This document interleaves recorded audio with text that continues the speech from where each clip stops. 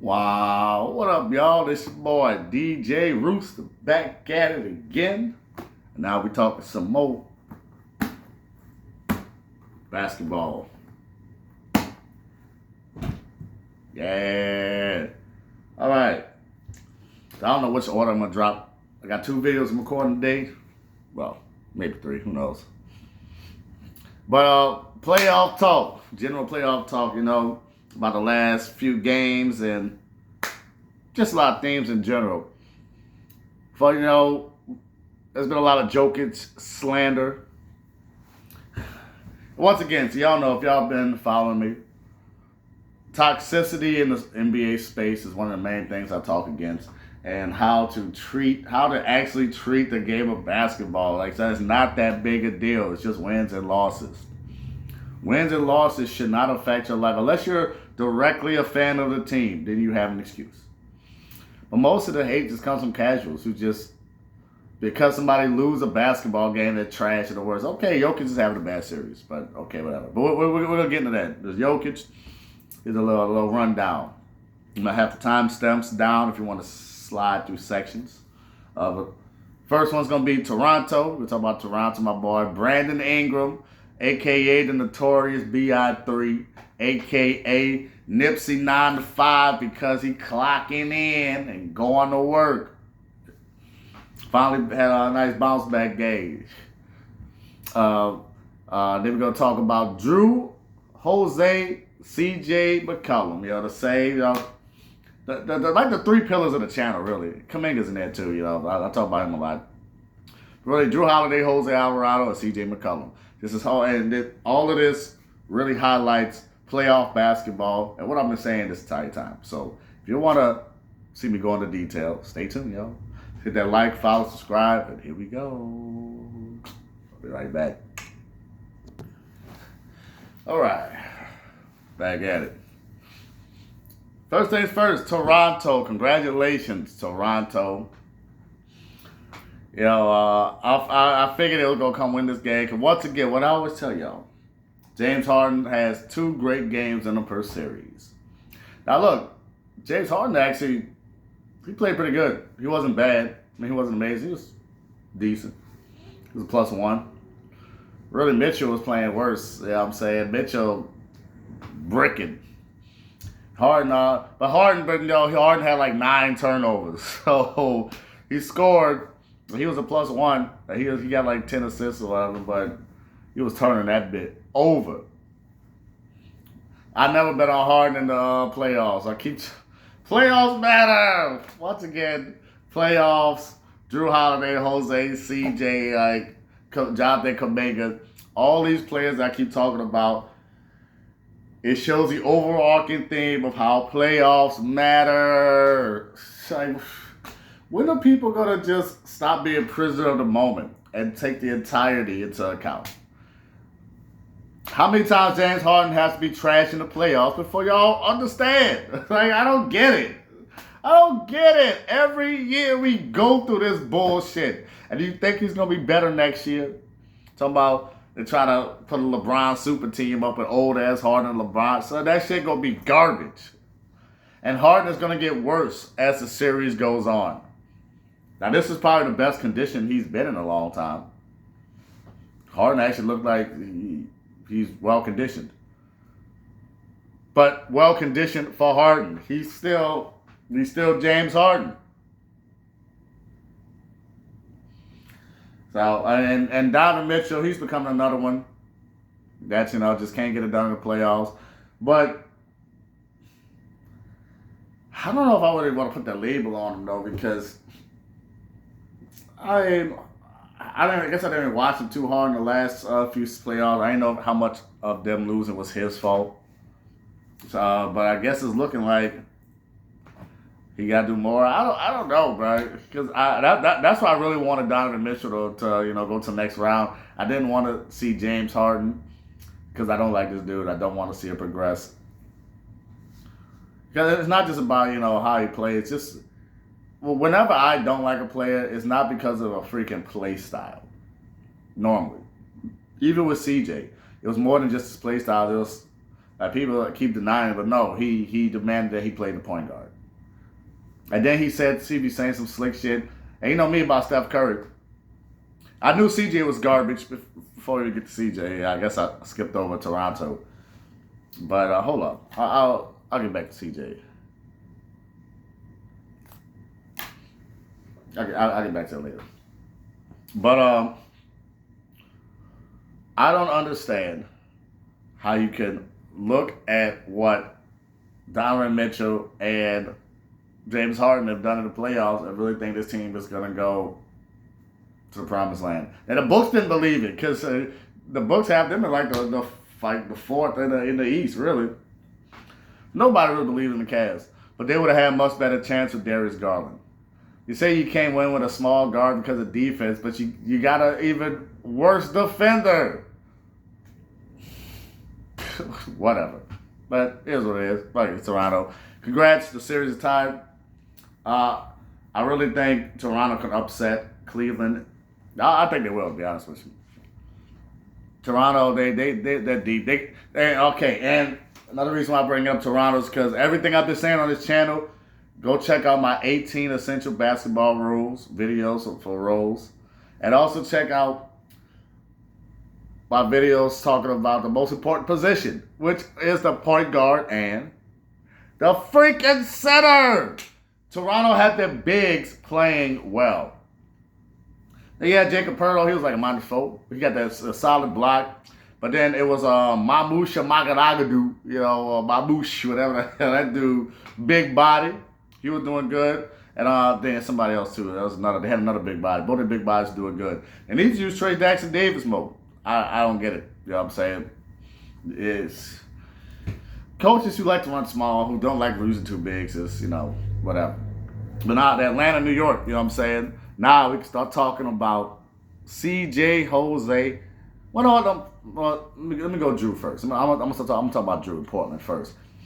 Once again, Jrue Holiday showing why all my glaze is well worth it. He's one of the greatest players of all time. If Portland would have had a little bit more juice, they just wasn't ready to take on the Spurs. Jrue did well, but also, the one flaw with Jrue, like everybody has, the one thing to do to maximize him is, once again, because he does so much on the offensive end, defensive end, he runs the offense, he has to be the scorer, a rebounder, he does everything. By 4 quarters, a lot of times you really don't want him to be like the main scorer or like decision maker at the end, just because of the amount of energy he has to expend. So you really want to have another point guard, somebody else. And Denny Avdia has shown, hey, this is the arrival of Denny Avdia. Like Denny Avdia is here. If y'all, and he's another example of why organizations are bad. The league is more talented than it's ever been, but casuals talk shit, talk all this hate about Jokic, about, all these other dudes, Zach LaVine, Trae Young. I told you the hate quartet. People just love to hate, but it's not the players, right? It's the organizations. These organizations don't know what the hell they're doing. Now, 90% of businesses fail. It's not because there's some magical fairy making businesses fail within the first year. It's because most business owners don't know what the fuck they doing. They think because they got money, they got this, they're egotistical as shit, so they think they know what they're doing. That's the reason most of them fail. So it's the same thing with NBA. We just expect that these GMs and shit, they're just like fucking business people in suits. Most of them are bad at their job. Most of them aren't good at their job. So I see Denny Avdia, what? Same thing with Jrue Holiday. Want to trade Jrue for a first-round pick. You trade Denny Avdia for like a pick. But he's the one that you want with the freaking pick. A bird in the hand is worth 2 in the bush. Say when Pelicans traded Jrue, you know how I bitch about the Pelicans fans pushing Jrue out. If it wasn't for the Pelicans fans pushing Jrue out the door, he would still be a Pelican. Let's get some draft picks. I'm like, son, if I draft a player number 1 overall and it becomes Jrue Holiday, that's a freaking win. Washington keeps giving away all their good players. And I don't think Alex Sarr is a dude that's really going to be that good. They choose to build around Sarr. Denny Avdia was a son. This dude's here. He's here. He is a legit superstar level player. He got the fire because I look at energy first. Energy first. He got that in him. He got that dog in him. That comes first. He's a better defender than people like to give him credit for. You know what I'm saying? Like, so he footwork immaculate, moves. He ain't afraid of nothing. Now Portland, they just not ready. They're young. If Jrue was 1 year younger, and he could be here next year. I don't want to Dr. Jrue speak that, but he's been in the league 20 years. I even know that. Nobody talk about Jrue, how long he's been in the league and doing what he's doing at this age. 20 years in the league.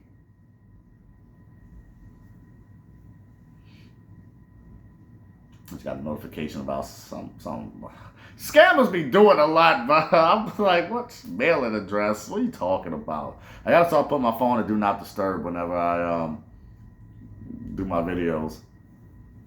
But yeah, man, Jrue Holiday's a beast. He's one of the greatest of all time. It feels just a little bit younger. It feels 1 year younger. And Jrue with this Portland team, if you turn the clock, if you age the Portland team 1 year, for everybody on the team, 1 more year experience, you can just keep Jrue at the same age, keep him in like a time stasis. 1 year forward, and then with Dame back, this team, I would pick this team to go to the finals, or at least to the conference finals. That's how confident I am. This team is well coached, and they did it again. Just like, and you know how I know this team's gonna be good, because the league and powers that be also know who's gonna be good. They got rid of Mark Jackson because they knew that team was gonna take off. So they couldn't have a black dude run that bitch. They needed to get Kerr. They got him out. He won. Like, so they almost upset the Clippers, that year. They still got fired to put the garbage ass Steve Kerr in so he could take all the credit. They got rid of Chauncey Billups so they could give a white coach all the credit. And I like Tiago. Tiago Splitter. Hacker Tiago. Splitter. Patty, hey, Patty. Patty Mills and Tiago Splitter. I fuck my boy Tiago, you heard me? But like, this is patterns, and I'm seeing the league step in, because same thing with the Kawhi Leonard bullshit. Like, son, there's all kind of players doing that. Like, and all kind of executives getting paid for nothing. We look at the players and Kawhi, we look at the players, but it's the executives. There's a whole bunch of dudes just sitting in their fucking offices, getting a check, doing nothing. But we care about Kawhi because he's a player.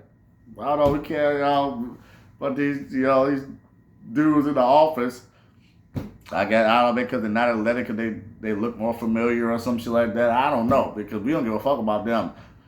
Steve Kerr got his fucking bitch ass. I'm like, no, his son's actually cool. I just hate his name, but his son's actually pretty cool. And he fully admits that he's a nepotism baby. He say, hey, look, I got this opportunity because my dad. I'm gonna make the most of it, but no, I'm gonna be real. So I respect Nick. I respect Nicholas Kerr. Okay, but the name's still weird as shit. But a lot of these front office people are garbage. And I know it seems like a long segue, but it's related to all of this. To Jose, to CJ being overrated, because he's one of those dudes get buckets. Because like I said, CJ has done well for Atlanta. But I think it's important to attribute the right amount of value to the players who deserve it. Other players on that Atlanta team really stepping up. As CJ filled his role. But like you saw in the last game, he's not a ball handler. He's not a playmaker. But when he's playmaking, that's when the team is at its best. But we don't uplift those kind of players, so they keep getting cut. So we keep hearing all the time, the depth of the point guard, the depth of the 2-point guard. That's because organizations are fucking stupid. It's like, okay, so the IQ of like NBA fans, it doesn't make any sense. It's like, okay, so we know the system is dumb. So sports fans know this. And they know these GMs don't know what the hell they're talking about. But yet on the same breath they say, oh, you can't be in the small point guard in the league. It's today's day and age. But you just said that the people are stupid. So it doesn't make any damn sense. It's the same thing with Steve Kerr and Kuminga haters, And I always got to people get tired of bringing up Kuminga, but it just highlights the stupidity of organizations and your sports fans' arguments. So a lot of Kuminga haters, they'll acknowledge that he went through a whole bunch of bullshit, and then say, Well, he still got to do better. You just ignored reality, like with CJ. You ignore the fact that he doesn't get everybody involved and the team loses. They ignore all of the bad playoff performances he had. And for some reason, CJ does good in a couple games and all this glaze coming off. He's one of the best guards in the league. No, he was never, ever, ever, ever, ever one of the best guards in the league. He was always a pretty good player. And he's gotten better, both offensively and defensively. But stop the glazing to play people who don't deserve it. CJ's been good. But Jrue Holiday and Jose Alvarado, that's what I'm saying. Okay. And that's what I'm saying. The Knicks game is showing. Jose is such an impactful player. I said the last game, if they don't play Jose, they're not going to win. And they won because it's not just about Jose. It is because, once again, go check out my video, 18 basketball roles. Roll compression. Jrue Holiday, Jose. These two players have a lot of roll compression. Jose brings energy, rebounding. He's actually a really good rebounder for a guard, especially at his height, which shows high basketball IQ. You want smarter basketball players on the floor. You want more playmakers. He's a playmaker. The more playmakers you have, the better. The better passes you have, the better. Jose is one of the best passers in the league. You don't need him. You don't need him scoring all the fucking balls. They use these arguments against putting 2-point guards like Jose on the court. A small guard. Oh, he's small. He's going to get effed on defense. Once again, using generals instead of watching the specifics of what's happening. Jose's a good defender. In your brain, you could say small players can't defend because that's a general rule you made up. But Jose's a good fucking defender. He brings that defensive intensity. He had a key steal at the end. But also, most importantly, Brunson is not a point guard. He's a 2 guard. You can't just take a 2 guard, put him at the point, expect to freaking win. When you have Jose running the point, Brunson can do his thing. You don't need a guy who always wants to score with the ball in his hands. That's why people keep glazing CJ, and I keep saying chill out. Because his play style ain't sustainable as long as he's doing what he's doing. He had to do what he was doing because everybody else in Atlanta was garbage. The killer has Anna Walker, so I don't know. I don't understand why he's as bad as he is. I do not get it. Now, I know, you know how I feel about, centers and point guards. Jose got to play. The Knicks, they got really good usage out of, their bigs. Toronto got uses out of their bigs. And you know what I'm about to say next. Quinn Snyder, I can't stand this dude. I can't stand him. I gave him a bit of the doubt, but y'all know how I feel about a coach who refuses to put a center on the floor. Any coach whose philosophy is to not have a center on the floor, then you're just not a good coach. And I don't think Quinn Snyder's he's not a good coach. For that simple factor alone. And I know we talked about having one rule that, determines everything, take everything into account. Yes, but there are certain exceptions. Because in this case, that's just a fundamental misunderstanding of the game of basketball. Rim protection is your third most important attribute. Ball handling, number 1. Passing, number 2. And rim protection, number 3. The ball's the most important. The ball and the rim are the 2 most important objects in the game. So skills involving these are the most important. Ball handling, passing, rim protection. The 3 most important skills of the game. And Quinn Snyder doesn't seem to he does like to have a lot of ball handlers, which that's good. He's one of his point guard guys. But he's not running no freaking center, and that pisses me off more than that not playing point guards. Centers and point guards are 2 most important positions, but teams don't want to play them. Makes no sense.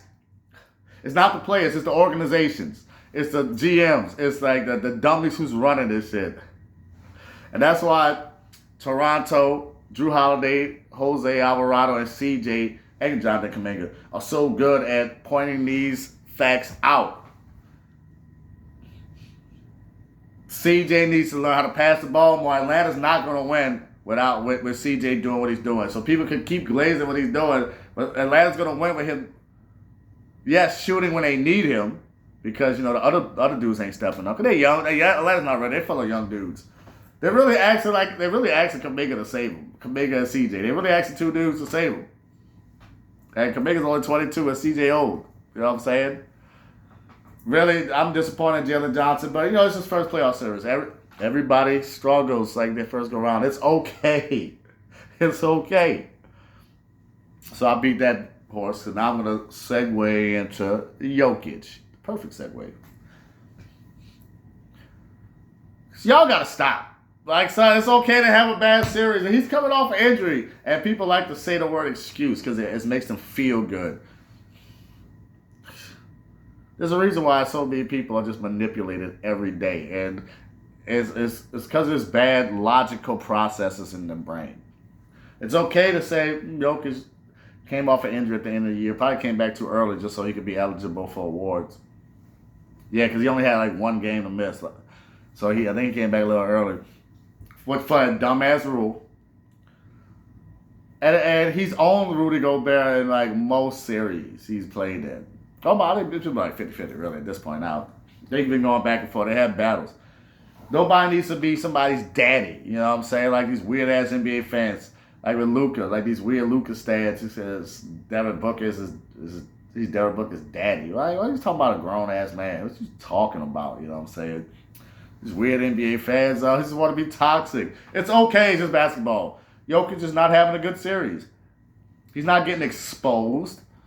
Like, so he's not 100%. He's not in great shape, and he didn't have time to work his way back into shape. And he needed that in order to be the person that he is. So there's been a lot of distraction. This bug over here pisses me off.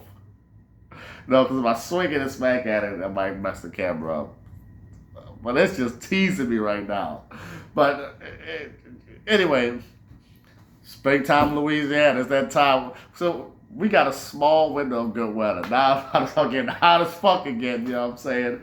Oh man, New Orleans is a different kind of hot. Because the elevation too, the fact that we're below sea level, it's not just humid, it's like humid and pressurized. It's like we live in a pressure cooker. So there's other like humid places, yes.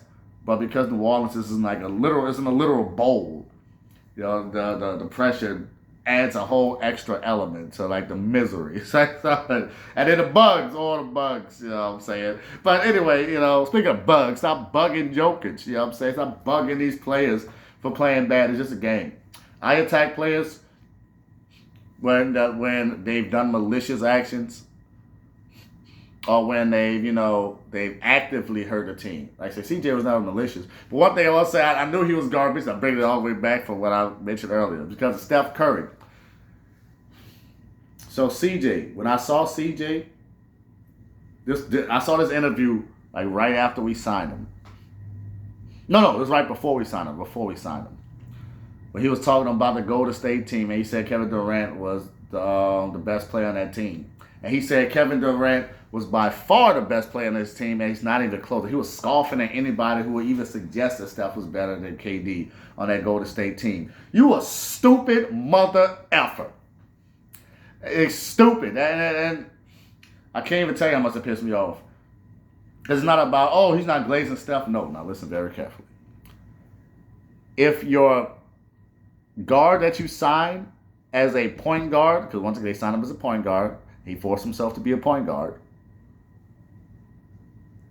If he, as a guard, I understand other people not recognize it, but you as a guard could look at what Steph Curry is doing and don't think that he's better than KD, that means you're not doing those things. So it's not even on your brain. And people don't realize this. That's why I've been saying this about CJ since the beginning. So because when I saw that shit, I was like, I'm glad that dumbass nigga ain't on our team. It's like, what kind of guard could look at Steph Curry and see all the shit he does? Because CJ's not a point guard. He doesn't understand that shit. He doesn't understand buckets and shit. So you look at Kevin Durant. CJ don't have that floor awareness, that spatial awareness. He don't have those point guard skills.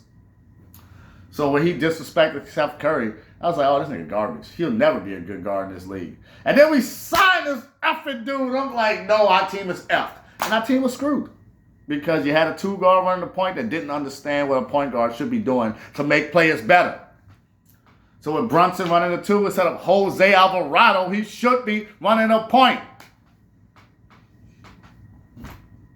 Shout out to Reed Shepard. Shout out to all the other the point, Gabe Vincent. Who just running the offense. Dudes that you need somebody who just run the offense so you can let your scorers be scorers. You know what I'm saying? And stop hating on Jokic. I mean, really, all I got to say is, I've said everything I said about Jokic, really. It always just comes back down to point guard play with me. You know what I'm saying? Point guard to shooting guards. Point guard, shooting guards to centers. At the end of the day, all my shit's always going to come back down to that. So, yeah, man, Jokic, he's going to be fine. He's on the tail end of his prime. People don't really understand how long he's been in the league. He's been in for a good, like 12 years. And maybe he could stay longer. He might have another 6-7 years left. So maybe he got maybe a year or two left of his peak prime, as I call it. So just enjoy him while he lasts. It's okay. You don't need to be about being exposed. You already got a ring. So what you mean exposed? But it's fine. It's just basketball. That's gonna be it for the day, everybody. I'm your boy, DJ Rooster. All right. Wake your ass up, 'cause New Orleans never sleep, baby. Yeah.